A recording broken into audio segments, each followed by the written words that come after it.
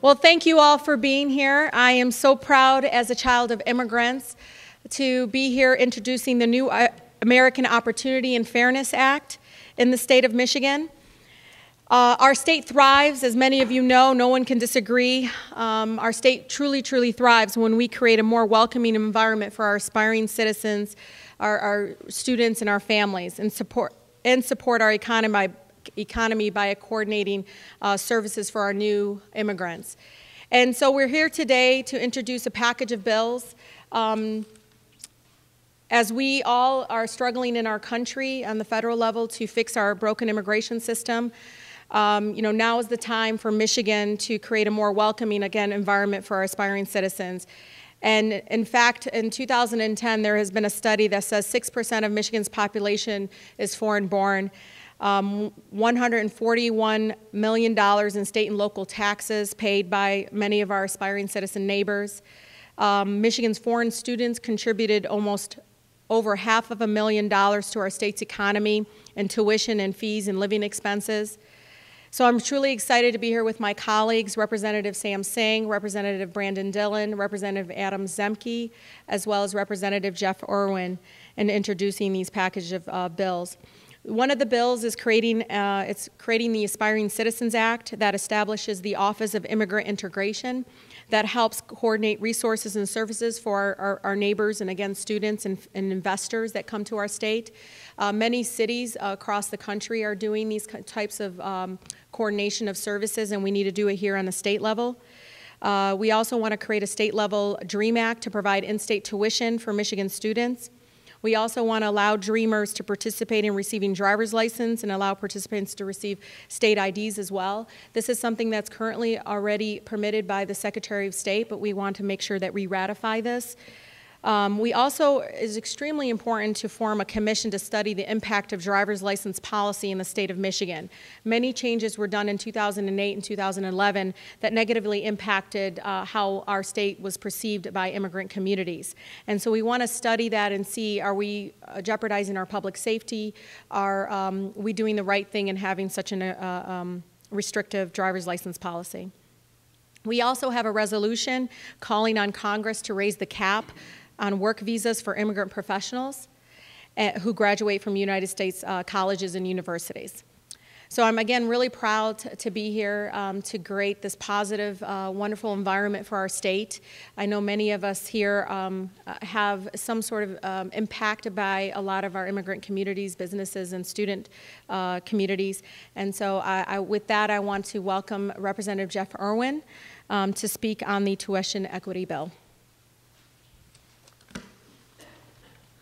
Thank you, Representative Tlaib. I just want to say, for starters, I'm just honored to be standing up here with such a great leader on these issues and to be following Representative Tlaib's lead, and to be joined up here with so many young people from across our state who are supportive of these changes and who are going to benefit from these changes and who are going to help benefit our community as a result of these changes. What we're talking about here with extending tuition equality to DACA-eligible young people here in Michigan is we're talking about a group of folks who live in our neighborhoods. They and their families work in our communities and support our businesses. They pay taxes in our communities. These are folks who have made a commitment to our state, folks who are brought here as young children and through their experience in Michigan schools and Michigan high schools have proven that they have the brains to be successful in Michigan, that they have the work ethic to be successful in Michigan, and we're standing here as representatives of the state of Michigan saying that it's important that we welcome them into our economy, that we give them the tools to be successful so that they can continue to contribute to the great things that are happening here in Michigan. Now, we know that Michigan was the only state in the last census to lose population. And we know what that does to the future of our economy here in Michigan. Our state is getting older, our state is losing jobs, and our state is hemorrhaging population. And one of the things that we know is going to improve our economy into the future is if we invest in education. It's not just Representative Tlaib and Representative Irwin, Representative Zemke, Representative Singh, and Representative Dillon, and all these fine folks who are here today who know that an investment in higher education is going to improve our economy and grow jobs and attract businesses here. It's also groups like Michigan Future, groups like Business Leaders of Michigan, groups on the left and the right of the political spectrum that know that the best investment we can make in future job growth and future economic prosperity is to invest in our young people and give them the tools to contribute in bigger, better ways to our economy. And that's exactly what we're talking about here today by extending the opportunity for in-state tuition to young people who once again have grown up in our communities, attended our schools, and proven through their hard work and their graduation from Michigan high schools that they can be successful here in Michigan. So with that, I'm going to turn over the podium to a couple of individuals who are going to tell us a little bit more about their stories and how this is going to affect them personally. Thank you. Hi everybody. My name is Xochitl Leon, and I guess I'll start by telling my story, which I think is the best way to introduce who I really am. I came to the United States when I was 2 years old, and I basically have been here ever since. I have lived most of my life in Michigan. I'm going to say about 15 out of the 17 years that I've been here. And I went to school in Michigan all through my entire school career. I lived in Southwest Detroit for most of my life, and I basically grew up thinking that I was like everybody else. Because I felt like I was everybody else, because I went to school like everybody, I got good grades. When it came time, like my junior year in high school, is when I started to realize how being undocumented truly affects me. When you start getting those responsibilities or privileges that you get as you get older. So the first time I realized that how being undocumented really affected me was when you're 16, you're so excited to get your driver's license. And I quickly realized that I couldn't get a driver's license because they were no longer giving driver's license to undocumented people at all in Michigan. And then it came time to starting to think about university. So I always thought that I wanted to go to the University of Michigan. Ever since I was in the 5th grade, I went on a field trip, and I knew that that was the university that I wanted to go to. But I realized that that was a dream that I could not obtain, because even if I did have the grades or the ACT score or the community service or everything that you're supposed to have to get admitted into college, I didn't have a Social Security number. And even if I was accepted, I would have to pay out-of-state or even international rates, which are double or triple of what any person would have to pay. So I basically couldn't go there because of the rates. And I mean, I couldn't even get loans. So even if I wanted to put myself into debt to go to my dream school, I couldn't even do that. So I went through a phase where I really didn't know what to do. And then I found my great organization, One Michigan, and they have helped me so much. And I realized that there's universities that are actually helping undocumented students. And I'm a sophomore in college in the University of Detroit Mercy. And I am studying to be a teacher because I hope to one day give back to my community by educating the future students. And that's basically my story, but I would like to say why this is so important to pass it now, because we honestly can't wait any longer. There's so many, I was one of the lucky ones that actually had an opportunity to go to college, but there's so many students out there that don't. And it is impossible to afford $34,000, $45,000 a year being a student working part-time. I mean, I don't know how anybody would even do it. So I think the time is now to actually put forward this bill that would help so many students in Michigan to give back to the state that they call home. Thank you. I'll turn it over to the next student. Thank you.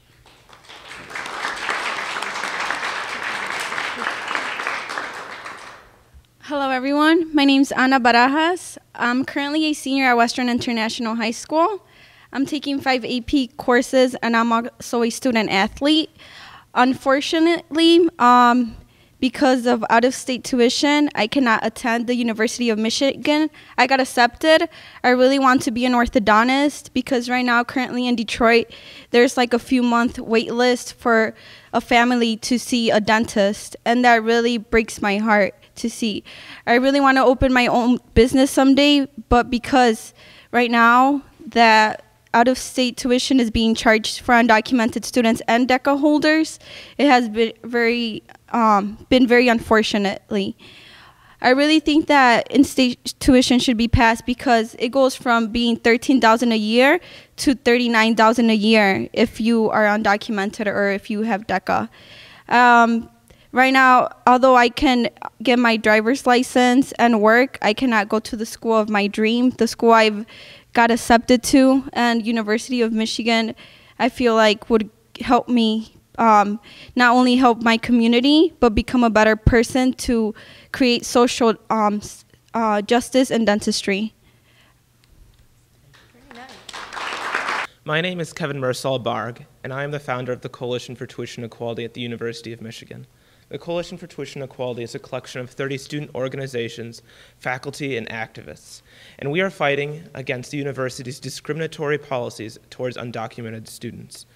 In particular, we are advancing tuition equality, which will give undocumented students a fair shot at in-state tuition at the University of Michigan.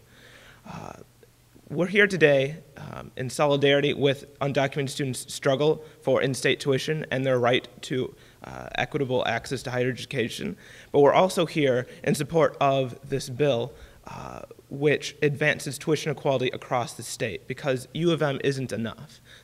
There are 15 public universities in the state, and we can do far better than just U of M. Beyond that, we have dozens of states, a dozen states at least, to look to that have passed tuition equality, and it's long time for the state of Michigan to join their ranks. And we have Western Michigan University to start us off, but we have 14 more universities to go.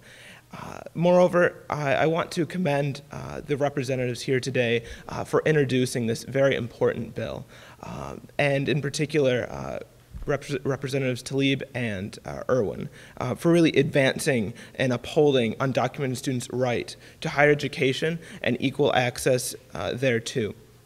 And moreover, and lastly, the 29,000 undocumented students in Michigan can't wait any longer. As Sochi and Anna shared, this is affecting real lives now. You know, if we want to see the jobs that this economy desperately needs, we have the people, if only we gave them the opportunity. So please, I implore to all Michiganders to join our representatives, these fellow undocumented students and their allies, and passing tuition equality now.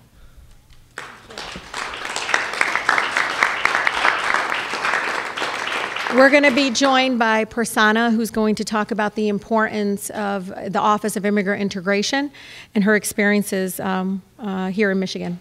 Prasanna. Thank you, Representative Tlaib. I'm really honored at having a chance to speak at this occasion.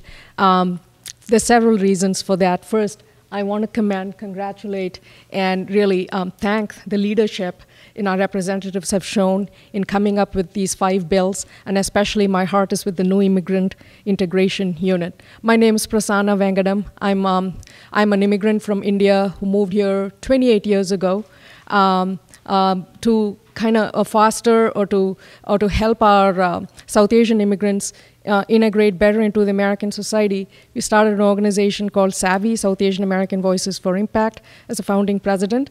But I'm also a very proud board member of Michigan United that has been working a lot with immigration issues and immigration reform. So as far as the Office for Immigration Integration, why do we need this is we really, really need this. The young students here, they shared their perspective in terms from an education and tuition, but I can tell you as someone who came in my early 20s, it's not an easy job moving into a new country and to actually not just be functional, but to be productive and to thrive. We need the facilities because American society is very complex. It takes a lot to navigate. You have to understand the different requirements and the legal aspects of it and how do you go about doing this. So I don't think most Americans sort of probably are aware of that, but for new immigrants, new Americans, as the bill proudly says, it is going to be a huge way of helping them assimilate and integrate into the greater U.S. society.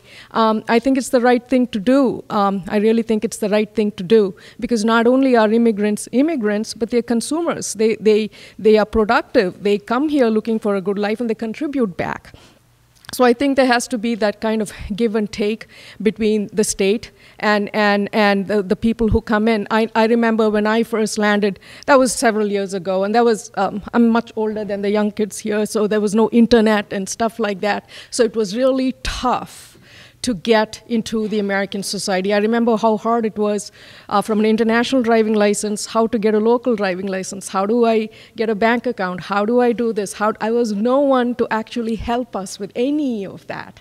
So you just kind of fall a few times, pick up, ask someone, sometimes you get wrong information, so you make mistakes, and then you end up actually learning. So I am so happy some of the future folks will have to go less through that kind of a painful process.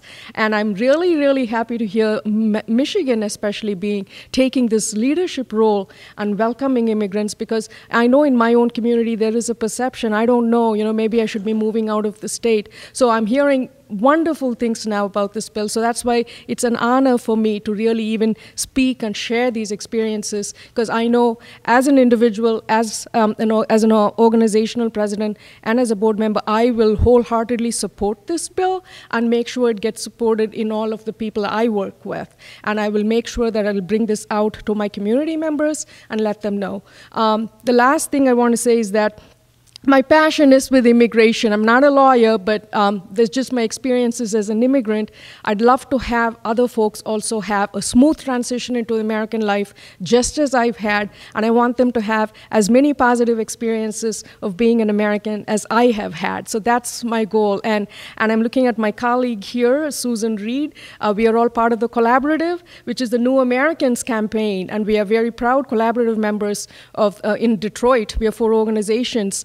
Savvy, MERC, Michigan Immigrant Rights Center, International Institute of Detroit, as well as Catholic Services Charities of Southeast Michigan. And we are empowered here to work collaboratively to make Michigan a welcoming place for new Americans, and our thrust is on naturalizing the LPRs. So we are already working in that area where we naturalize folks, and we are one of the 6 cities in the US that are chosen to do that. So I'm extremely happy that the state and the city I live around, Detroit and Michigan, is doing such honorable work for immigrants. So I'm extremely thankful to be here, and I really want to commend the leadership by all of our representatives. Thank you, Representative Tlaib.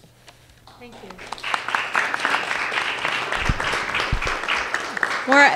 Weren't they all just wonderful? They just always inspire me.